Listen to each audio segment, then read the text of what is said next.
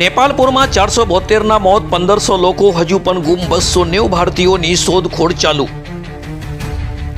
તો Nepal Tibet border પર બુધવારે સવારે આવેલા અચાનક પૂરથી નેપાળના રસુઆ સહિત ઘણા વિસ્તારોમાં ભારે તબાહી મચી ગઈ હતી. પૂર અને ભૂસ્ખલનથી બંને દેશોમાં અત્યાર સુધીમાં 392 લોકોના મોત થયા છે, જ્યારે લગભગ 1400 લોકો હજુ પણ ગુમ છે. આમાં લગભગ 290 ભારતીયો પણ સામેલ છે. પૂરનું પાણી તિબેટ તરફથી નેપાળમાં આવ્યું હતું અને હવે જે તળાવમાં પાણી જમા છે તેના ફરીથી તૂટવાથી ફરી પૂર આવવાનું જોખમ યથાવત છે. ચીને જણાવ્યું છે કે રસુઆગઢ બોર્ડરથી 18 કિલોમીટર ઉપર તિબેટની લહેંદી નદીમાં એક નવી બેરિયર તળાવ બની ગયું છે. તળાવ લગભગ 0.11 ચોરસ કિલોમીટરમાં ફેલાયેલું છે. તેમાં લગભગ 200 કરોડ લીટર પાણી જમા છે. આગામી 3 દિવસમાં 300 કરોડ લીટર વધુ પાણી આવી શકે છે.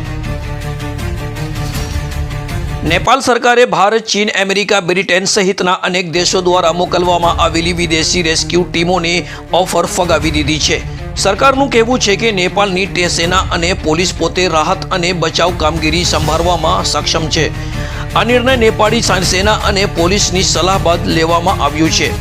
નેપાળના અધિકારીઓના જણાવ્યા અનુસાર 2015ના ભૂકંપ દરમિયાન મોટી સંખ્યામાં વિદેશી રેસ્ક્યુ ટીમ આવી હોવાથી બચાવ કામગીરીના તાલમેલમાં મુશ્કેલીઓ ઊભી થઈ હતી. આ બાબતને ધ્યાનમાં રાખીને આ વખતે વિદેશી ટીમોના બદલે આર્થિક મદદ લેવાનો નિર્ણય કરવામાં આવ્યો છે.